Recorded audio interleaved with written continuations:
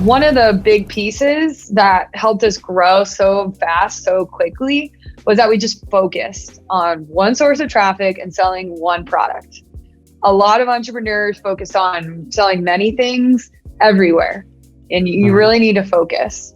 So focusing where you're sending your traffic from is really important, because you just got to learn what is successful, right? And pivot the ads. And any media buyer will tell you that, you have to test a certain amount of headlines, content, etc. But I think the biggest thing here to learn is that we focused in. Usually your first $1 million is one product that you're really good at selling and one source of traffic. And we checkbox that and checkbox that. And how did we find them? I'm always out and about in the community, right? So I'm going to e-commerce stuff. You and I met through a mastermind. Being out and about in the community, being out in Facebook groups, that's how we find some of our best e-com stores. And we run our own ads for the agency to be able to acquire clients as well. But I would say if you don't have a budget for ads, you're looking to find interesting e-commerce stores to work with, then I would say be out and about, be building relationships. Even if it's not with an e-com store, there could be a great ad agency or maybe a CMO agency that you could build a relationship with, where if they need your help doing something very specific, they're going to refer you. We have a lot of great referral partnerships like that. And then growing it, once we really honed in on Facebook, we started launching Google ads. We started doing email and SMS. Should we have started doing email and SMS before that? Yeah. We could have built more I was about to ask you, why so late? We could have done email and SMS way before.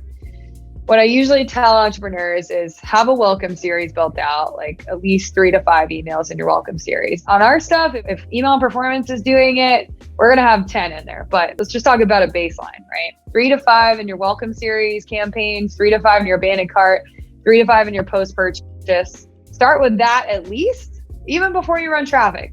You could hire someone to do it or do it yourself. Start with that first, because it's just going to help you make more money. But not only that, it's just really hard to break even on the first sale nowadays. It's hard to break even. There are e-com stores that can do that and be profitable on the first sale, but you need all the force multipliers you can get. If email and SMS is going to give you an extra 30% lift on your revenue, why not do it? At least those, I just gave you guys 9 emails, right? 3 in welcome series, 3 in abandoned cart, 3 in post-purchase.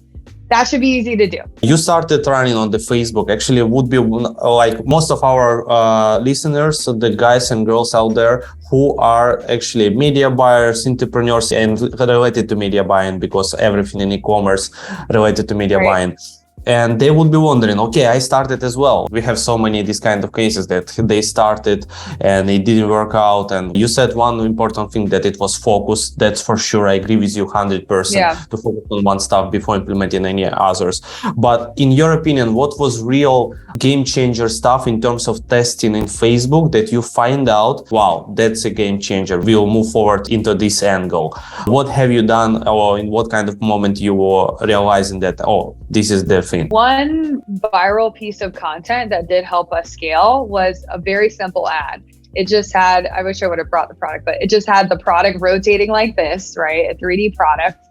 And all it said is, this golf tee is almost cheating. Huge red and white text. You could probably still see it on Facebook Library if you want to go check out the ad. Mm-hmm. That ad went viral, and our cost to acquire a customer was less than $10. I would say $5 to $7 to acquire a new customer. Once you find a winning ad like that, all you have to do is spend more money. And so for a media buyer, you just have to have the balls to spend more money, really. And be able to scale from. Yeah. Right. Start spending. A lot of media buyers that I've worked with in the past, once you find an ad that works, people just get scared to start spending $500, $1,000, $2,000 a day or more. And sometimes you just got to get the balls and literally just tell Facebook, okay, instead of $100, we're going to do $500 today, and then just keep monitoring. That was the biggest thing.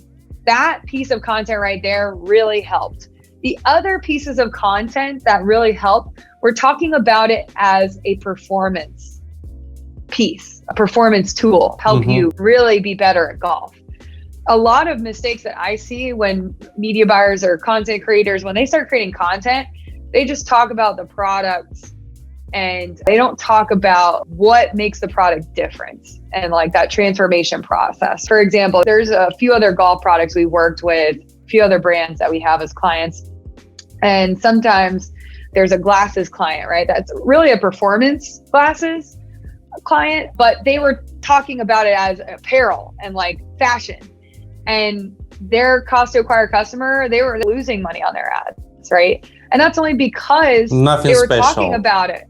Exactly. Yeah, nothing general. special. So really talking about the differentiators in your content is important. And if you can show the data, show the data. For RT, it's robotically tested. It's not going to help you become a better golfer, but is it robotically tested to help you get a few yards?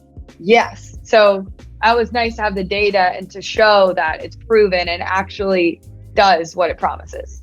Nice. So that was the interesting thing too. And not only that, not only having the content, but testing different angles of that content, testing different colors, testing different testimonials too.